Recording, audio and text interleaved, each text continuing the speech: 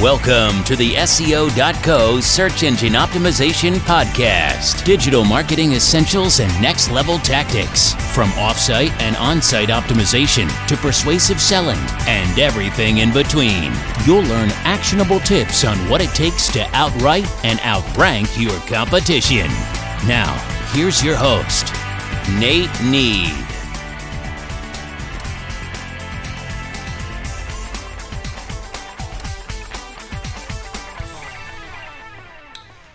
Welcome to another episode of the SEO.co Search Engine Optimization Podcast. I'm your host, Nate Need. Today we're going to talk about link building cadence for startups and brand new websites.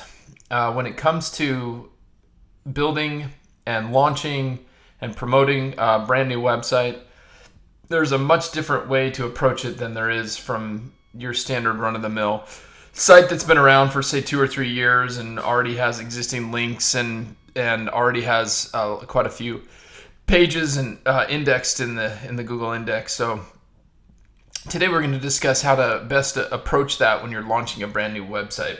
One of the worst things that you can do when launching a brand new website is to get that website up and immediately just start pounding it with really high authoritative links right from the outset and just hitting it really hard. There is no other way that'll get you just shoved down faster and get you in the sandbox, so to speak, or in the bad graces of Google faster than doing that. It needs to be 100% natural. And in doing that, what is typical for a brand new website? Well, usually you launch a website and there's crickets for quite a long period of time. And when I say quite a long period, I mean months and months. And usually, even if you're doing standard promotion through things like PR and maybe the occasional guest blog post, it's not going to happen in a large quantity in mass right at the outset. You're going to launch your website.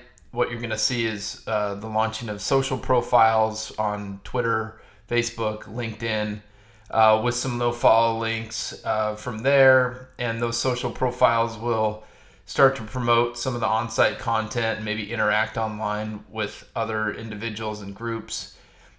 You're going to see the website itself in a typical fashion. If done properly, it might launch with, say, 50 or 100 pages, and then those pages will slowly increase over the coming months as blog posts are written and internal links are built. And over that period of time, as you're regularly blogging on site, you might get the occasional natural backlink as you promote those blog posts. So let's say you have a small email list and you write a new post about, orange jumpsuits if you're a jailbird, and you write those blog posts, promote it to a small list, and you get a few links here and there, some promotional links, maybe some social shares, things like that on Facebook and Twitter and LinkedIn. And as you do that, you're slowly building out that backlink profile. Well, that happens over months and months. It doesn't happen immediately. So what you'll typically see is websites launched, links are built to social profiles. Those social profiles might have some links built to them from your site and maybe other sites. And then you slowly build out on-site content by doing blog posts. And then you might get a link every several weeks for the first couple months. And what we suggest with new clients is for the first 6 months, spend all of your time and energy honing your on-site content.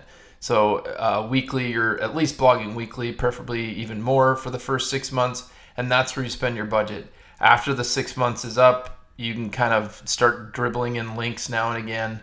You might prior to the first 6 months build a link or two here or there as you start to build it out, but for the most part, your on-site is where you want to focus your time, and let the site age appropriately in the search engines.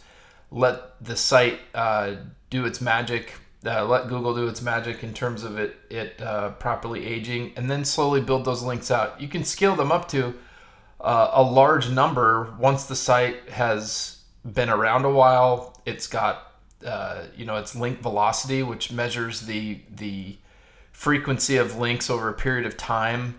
Once the link velocity has worked its way up the chain of higher velocity number of links and diversity of links in terms of both authority and placement of those links. As that grows over time, sure, you can scale up the link building, you can scale up the promotion, but until you reach that point, it's the safe route is to do nothing when it comes to link building quite honestly, for the first few months. But once you're ready to go, the typical startup would also want to do some promotions in terms of PR.